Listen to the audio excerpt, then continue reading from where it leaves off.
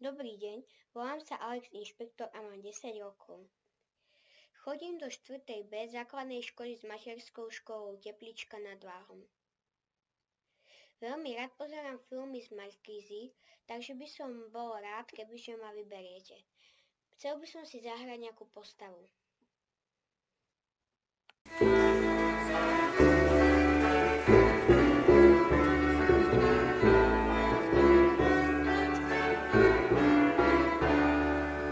Kubo, počuješ, či drie